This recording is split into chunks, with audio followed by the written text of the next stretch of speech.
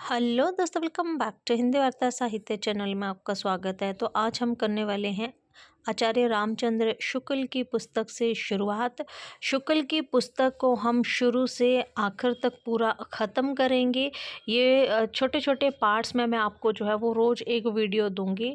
आपको अगर थोड़ी सी भी हेल्प मिले तो आप ज़रूर इसको सुनिएगा, और जो भी आपको लिखने वाले पॉइंट लगे आप उनको बिल्कुल लिखिएगा, क्योंकि शुक्ल की पुस्तक जो है वो बहुत महत्वपूर्ण है। बहुत प्रश्न यहाँ से आते हैं।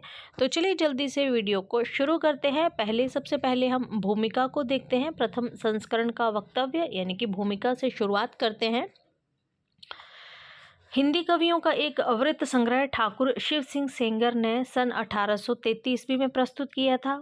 उसके पीछे सन 1890 ईस्वी में डॉक्टर ग्रियर्सन ने modern vernacular literature of northern Hindustan के नाम से एक वैसा ही बड़ा कविवृत्त संग्रह निकाला।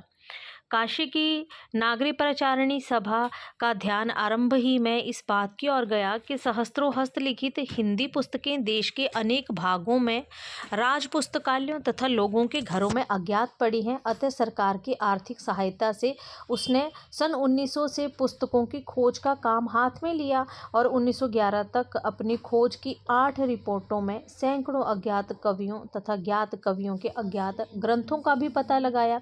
सन 1913 ईस्वी में सारी सामग्री का उपयोग करके मिश्र बंधुओं ने अपना बड़ा भारी कविवृत्त संग्रह मिश्र बंधु विनोद, जिसमें वर्तमान काल के कवियों और लेखकों का भी समावेश किया गया है, 3 भागों में प्रकाशित करवा दिया। ठीक है, यहाँ से थोड़ा सा मैं आपको इसका बता देती हूँ कि आचार्य रामचंद्र शुक्ल कहते हैं, ये इनकी पुस्तक में ही लिखा गया है। ठीक है, आचार्य रामचंद्र शुक्ल ने लिखा है कि मिश्र बंधु विनोद, आपको पता है कि इसमें जो है वो आपके 4591 कवि जो हैं इस ग्रंथ में हैं। इसीलिए शुक्ल ने इस ग्रंथ को क्या नाम दिया है, बड़ा भारी कविवृत्त संग्रह कहा है। शुक्ल कहते हैं कि मिश्र बंधुओं ने क्या किया कि घर घर घूमकर जो भी अज्ञात कवि थे या उनकी रचनाएं थी, उन सभी को, उन कवियों की रचनाओं को अपने साहित्य में स्थान देने का काम किया।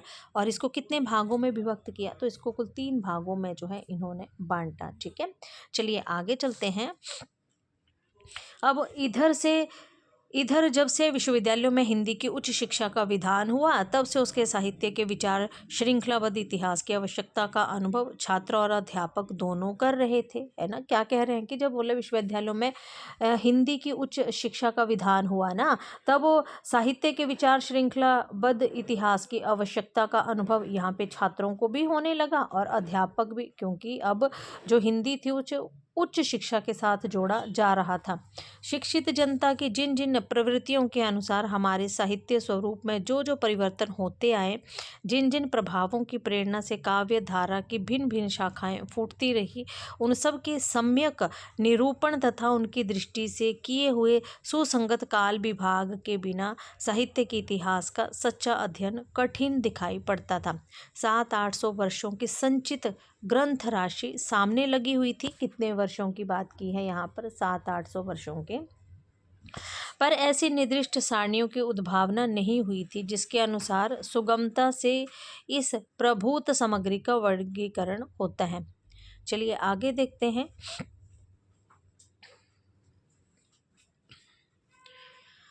आगे चलते हैं। हिंदी साहित्य का इतिहास, ये पुस्तक का नाम है।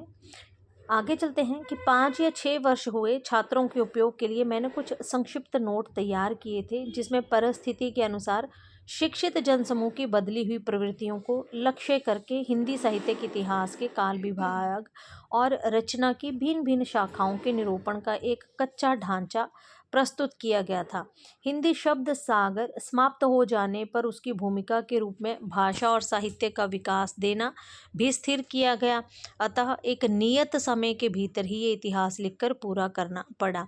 साहित्य का इतिहास लिखने के लिए जितनी अधिक सामग्री मैं ज़रूरी समझता था, उतनी तो उस अवधि के भीतर इकट्ठी ना हो सकी, पर जहाँ तक हो सका आवश्यक उपादान रखकर कार्य पूरा किया गया।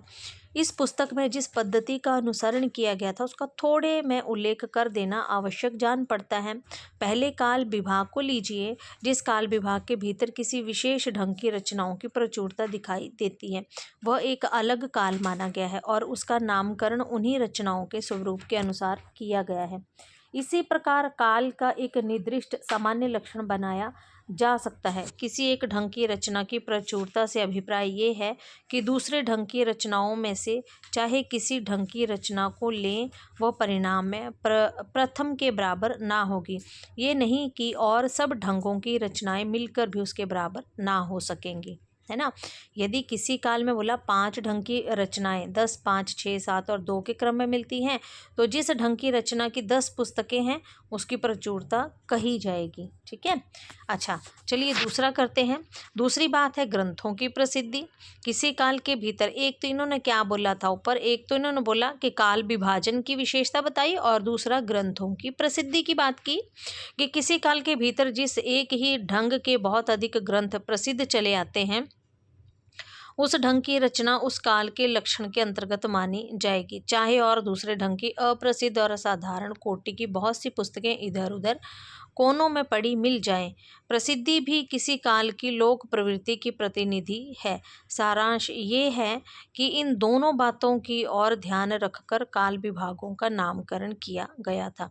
आदिकाल का नाम मैंने वीरगाथा काल रखा है। उक्त काल के भीतर 2 प्रकार की रचनाएं मिलती हैं। ठीक है, आपको पता है आचार्य रामचंद्र शुक्ल ने आदिकाल को क्या नाम दिया था? वीरगाथा काल नाम दिया था। और इन्होंने कहा है कि इस काल के अंतर्गत आपको 2 प्रकार की रचनाएं मिलती हैं, एक अपभ्रंश और दूसरी देश भाषा बोलचाल की।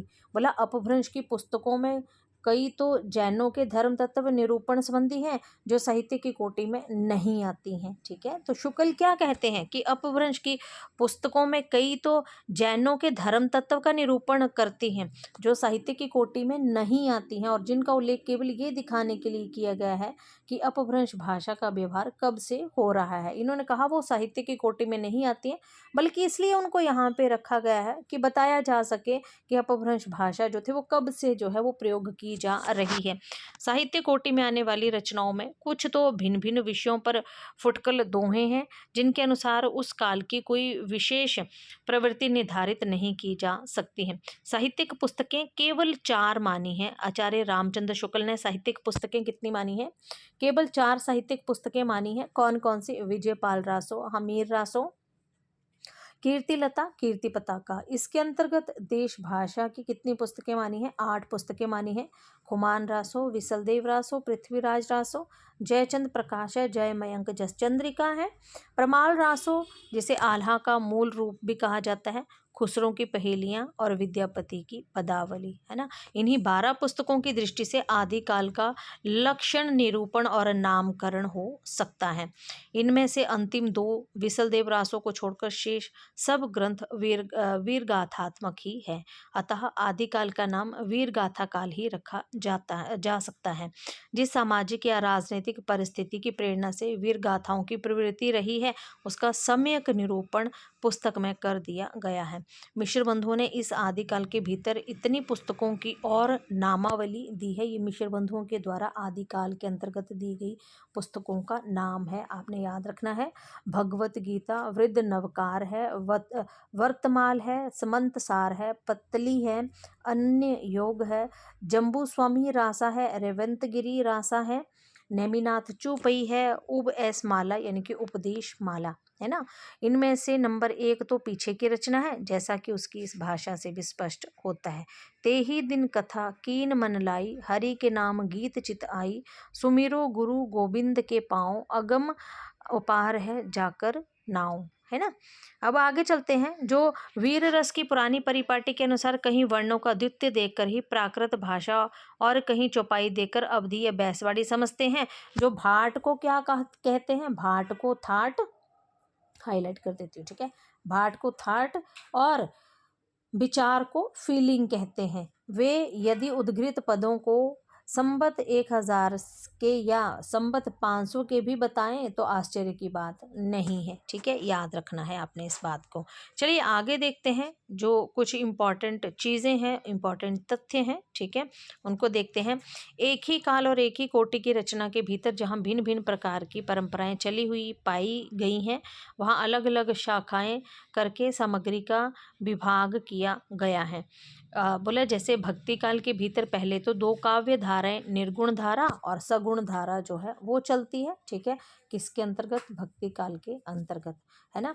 फिर प्रत्येक धारा की आगे 2-2 शाखाएं चलती हैं। आपको पता है निर्गुण धारा को ज्ञानाशय और प्रेमा शाखाई में बांटा गया है। ठीक है, शाखा, तथा सगुण धारा को राम भक्ति और कृष्ण भक्ति शाखा में बांटा गया है। इन धाराओं और शाखाओं की प्रतिष्ठा यों ही मनमाने ढंग पर नहीं की गई है, उनकी एक दूसरे से अलग अलग करने की विशेषताएं अच्छी तरह से दिखाई भी गई हैं और देखते ही ध्यान में आ भी जाएंगे। ठीक है, जो कि हम आगे पढ़ेंगे। ये तो सिर्फ हम भूमिका की बात कर रहे हैं। फिर बोला रीतिकाल की बात करें तो रीतिकाल के भीतर रीतिबद्ध रचना की जो परंपरा चली आई, उसका उपविभाग करने का कोई संगत आधार मुझे नहीं मिला। रचना के स्वरूप आदि में कोई स्पष्ट भेद निरूपित किए बिना विभाग कैसे किया जा सकता है? किसी काल विस्तार को लेकर यों ही पूर्व और उत्तर नाम देकर 2 हिस्से करना ऐतिहासिक विभाग नहीं कहा जा सकता है, ये शुक्ल कहते हैं, है ना। आगे चलते हैं। रीतिकाल के संबंध में 2 बातें और कहनी है। ये शुक्ल कहते हैं कि रीतिकाल के संबंध में मुझे 2 बातें और भी कहनी। बीच में देख लीजिएगा आप, यहाँ पे आपको पूरी जो है वो मैंने PDF दी है, आप इसको पढ़ लीजिएगा। ठीक है, रीतिकाल के संबंध में ये कहते हैं मुझे 2 बातें और कहनी है कि इस काल के कवियों के परिचयात्मक वृत्तों की छानबीन में मैं अधिक नहीं प्रवृत्त हुआ, क्योंकि मेरा उद्देश्य अपने साहित्य के इतिहास का एक पक्का और व्यवस्थित ढांचा खड़ा करना था, ना कि कवि कीर्तन करना। बहुत इंपॉर्टेंट पंक्ति है, बहुत इंपॉर्टेंट लाइन है ये, है ना, मैक्सिमम टाइम पूछी जाती है। ठीक है, अब अतः कवियों के परिचयात्मक विवरण मैंने प्राय मिश्र बंधु विनोद से ही लिए हैं, है ना। ये भी आपको पता है, हम कहते भी हैं कि शुक्ल ने रीतिकाल में जो कवियों का परिचयात्मक वर्णन दिया है, ठीक है, वो कहाँ से लिए हैं? इन्होंने मिश्र बंधु विनोद से, है ना। तो ये प्रश्न तो वैसे भी आपको बहुत बार पूछा जाता है। चलिए आगे देखते हैं। अब बोला कहीं कुछ कवियों के विवरणों में परिवर्तन और परिष्कार भी किया गया है, जैसे ठाकुर दीनदयाल, गिरिराम सहाय और रसिक गोविंद के विवरणों में। यदि कुछ कवियों के नाम छूट गए या किसी कवि की किसी मिली हुई पुस्तक का उल्लेख नहीं हुआ है, तो इससे मेरी कोई बड़ी उद्देश्य हानि नहीं हुई है। इस काल के भीतर मैंने जितने कवि लिए हैं या जितने ग्रंथों के नाम दिए हैं, उतने ही ज़रूरत से ज़्यादा मालूम हो रहे हैं। रीतिकाल या और किसी काल के कवियों की साहित्यिक विशेषताओं के संबंध में मैंने जो संक्षिप्त विचार प्रकट किए हैं, वे दिग्दर्शन मात्र माने गए हैं। इतिहास की पुस्तक में किसी कवि की पूरी क्या अधूरी आलोचना भी नहीं आ सकती है। किसी कवि की आलोचना लिखनी होगी तो स्वतंत्र प्रबंध या पुस्तक के रूप में लिखूंगा। बहुत प्रसिद्ध कवियों के संबंध में ही थोड़ा विस्तार से लिखना पड़ा है, पर वहाँ भी विशेष प्रवृत्तियों का ही निर्धारण किया गया है ना। आगे आ जाइए। आगे है कि आधुनिक काल में गद्य का आविर्भाव सबसे प्रधान साहित्यिक घटना है। इसलिए अब ये ना, ये इम्पॉर्टेंट चीज़ें हैं यहाँ पर आपकी, कि आधुनिक काल में गद्य का आविर्भाव जो है ये सबसे प्रधान घटना है, इसीलिए उसके प्रसार का वर्णन विशेष विस्तार के साथ करना पड़ा है। मेरा विचार इस थोड़े से काल के बीच हमारे साहित्य के भीतर जितनी अनेक रूपता का विकास हुआ है, उनको आरंभ तक लाकर उसमें आगे की प्रवृत्तियों का सामान्य और संक्षिप्त उल्लेख करके ही छोड़ देना रहा है। ठीक है, बाकी आप यहाँ पे देख लीजिएगा, है ना। आगे है वर्तमान काल के अनेक प्रतिभा संपन्न और प्रभावशाली लेखकों और कवियों के नाम जल्दी में या भूल से छूट गए होंगे। इसके लिए उनसे तथा उनसे भी अधिक उनकी कृतियों से विशेष रूप से परिचित महाअनुभावों से मैं क्षमा प्रार्थी हूँ। जैसे पहले मैं कह चुका हूँ, ये पुस्तक जल्दी में तैयार करनी पड़ी है। इससे इसका रूप जो मैं रखना चाहता था वे भी इसे पूरा नहीं प्राप्त हो सका है। कवियों और लेखकों के नाम उल्लेख के संबंध में एक बात का निवेदन और है कि इस पुस्तक का उद्देश्य संग्रह नहीं था। इससे आधुनिक काल के अंतर्गत सामान्य लक्षणों और प्रवृत्तियों के वर्णन की ओर भी अधिक ध्यान दिया गया है। अगले संस्करण में इस काल का प्रसार कुछ और अधिक हो सकता है। कहने की आवश्यकता नहीं है कि हिंदी साहित्य का ये इतिहास हिंदी शब्द सागर की भूमिका के रूप में हिंदी साहित्य का विकास के नाम से 1929 ईस्वी, यहाँ से इसको ये इम्पोर्टेंट है ना, 1929 ईस्वी जनवरी महीने में निकल चुका है। याद रखना है, जनवरी महीने में निकला है, ठीक है। इस अलग पुस्तकाकार संस्करण में बहुत सी बातें बढ़ाई गई हैं, विशेष आदि और अंत में। आदिकाल के भीतर अपभ्रंश की रचनाएं भी ले ली गई हैं, क्योंकि वे सदा से भाषा काव्य के अंतर्गत ही मानी जाती रही हैं। कवि परंपरा के बीच प्रचलित जनश्रुति कई ऐसे भाषा काव्यों के नाम गिनाती चली आई है। कवि परंपरा के बीच प्रचलित जनश्रुति कई ऐसे भाषा काव्यों के नाम गिनाती चली आई है जो अपभ्रंश में है। जैसे आपके अपभ्रंश में क्या नाम है? कुमारपाल चरित, शांगधर कृत, हमीर रासो। हमीर रासो का पता नहीं है, पर प्राकृत पिंगल सूत्र उलटते पलटते मुझे हमीर रासो का पता कहाँ गया। मुझे हमीर रासों के युद्धों के वर्णन वाले कई बहुत ही ओजस्वी पद्य छंदों के उदाहरण भी मिले हैं। मुझे पूर्ण निश्चय हो गया है कि यह पद्य शांगधर के प्रसिद्ध हमीर रासों के ही रहे हैं। आधुनिक काल के अंत में वर्तमान काल की कुछ विशेष प्रवृत्तियों के वर्णन को थोड़ा और पल्लवित इसलिए करना पड़ा जिससे उन प्रवृत्तियों के मूल का ठीक ठीक पता केवल हिंदी पढ़ने वालों को भी हो जाए और वे धोखे में ना रहकर स्वतंत्र विचार में समर्थक हो सके। आगे कहते हैं कि मिश्र बंधुओं के प्रकांड कविवृत्त संग्रह मिश्र बंधु विनोद का उल्लेख हो चुका है। रीतिकाल के कवियों का परिचय लिखने में मैंने प्राय उक्त ग्रंथ से ही विवरण लिए हैं, अतः आधुनिक शिष्टता के अनुसार उसके उत्साही और परिश्रमी संकलनकर्ताओं का धन्यवाद देना मैं ज़रूरी समझता हूँ। हिंदी पुस्तकों की खोज की रिपोर्ट भी मुझे समय समय पर विशेषतः संदेह के स्थल आने पर उलटनी पड़ी है। राम सहाय बाबू श्याम सुंदर बीए की हिंदी कोविद रत्नमाला, श्रीयुत पंडित राम नरेश त्रिपाठी की कविता कौमुदी, है ना, इनको आपने याद रखना है, ठीक है। और तथा वियोगी हरि की ब्रजमाधुरी सार से भी बहुत कुछ सामग्री मिली है। याद रखना है कि आचार्य रामचंद्र शुक्ल ने अपना हिंदी साहित्य का इतिहास जो पुस्तक लिखी है ना, तो इन्होंने श्याम सुंदर दास का हिंदी कोविद रत्नमाला, ठीक है, कविता कौमुदी, वियोगी हरि का ब्रजमाधुरी सार, इन पुस्तकों का भी सहारा जो है वो अपने ग्रंथ को लिखने में लिया है। उक्त तीनों महानुभावों के प्रति मैं अपनी कृतज्ञता को प्रकट करता हूँ। अतः आधुनिक काल के प्रारंभिक प्रकरण लिखते समय जिस कठिनता का सामना करना पड़ा है उसमें मेरे बड़े पुराने मित्र केदारनाथ पाठक ही काम आए, पर ना आज तक मैंने उन्हें किसी बात के लिए धन्यवाद दिया है, ना अब देने की हिम्मत कर सकता हूँ। धन्यवाद को वे आजकल की एक बदमाशी समझते हैं, है ना। किसकी बात की है? केदारनाथ पाठक की। इस कार्य में मुझसे जो भूलें हुई हैं, उनके सुधार की जो त्रुटियाँ रह गई हैं, उनकी पूर्ति की, और जो अपराध ना बन पड़े, ठीक है, अपराध बन पड़े, उनकी क्षमा की पूरी आशा करके ही मैं अपने श्रम से कुछ संतोष लाभ कर सकता हूँ। आचार्य रामचंद्र शुक्ल, ठीक है, ये थी इनकी भूमिका। फिर इन्होंने जो ये लिखी थी भूमिका, जो प्रथम वक्तव्य दिया था, इसमें कुछ त्रुटियां थी जिसका संशोधित प्रकरण आया है, जिसमें इन्होंने दो बातें कही हैं मुख्य रूप से।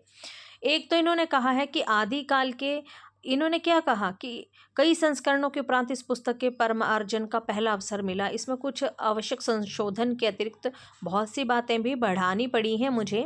आदिकाल के भीतर बोला वज्र यानी सिद्धों और नाथपंथी योगियों की परंपराओं का कुछ विस्तार के साथ वर्णन यह दिखाने के लिए करना पड़ा कि कबीर द्वारा परिवर्तित निर्गुण संतमत के प्रचार के लिए किस प्रकार उन्होंने पहले से रास्ता तैयार कर दिया था। दूसरा उद्देश्य ये स्पष्ट करने का भी था कि सिद्धों और योगियों की रचनाएं साहित्य कोटि में नहीं आती हैं। बहुत बार ये प्रश्न आया हुआ है ना, शुक्ल क्या बोलते हैं कि ये जो सिद्ध और योगी हैं ना, इनकी रचनाएं साहित्य कोटि में नहीं आती हैं और योग धारा काव्य या साहित्य का कोई धारा भी नहीं मानी जाती है। भक्ति काल के अंतर्गत स्वामी रामानंद और नामदेव पर विशेष रूप से विचार किए गए हैं, क्योंकि उनके संबंध में अनेक प्रकार की बातें प्रचलित हैं। रीतिकाल के सामान्य परिचय में हिंदी के अलंकार ग्रंथों की परंपरा के उद्गम और विकास को कुछ अधिक विस्तार के साथ दिखाया गया है। किसकी बात कर रहे हैं? रीतिकाल में अलंकार ग्रंथों की परंपरा है ना, याद रखना है। ठीक है।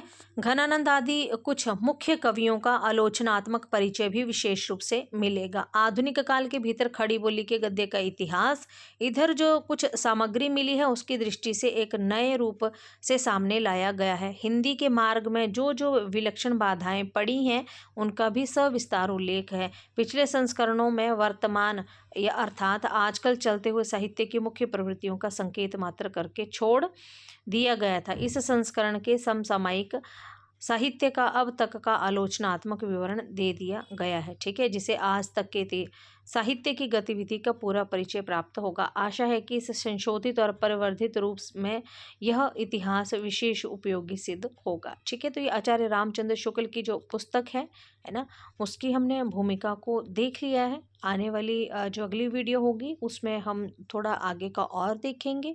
तो अगर वीडियो पसंद आए तो वीडियो को लाइक और चैनल को सब्सक्राइब ज़रूर कीजिएगा। मिलते हैं नेक्स्ट वीडियो में, तब तक के लिए धन्यवाद।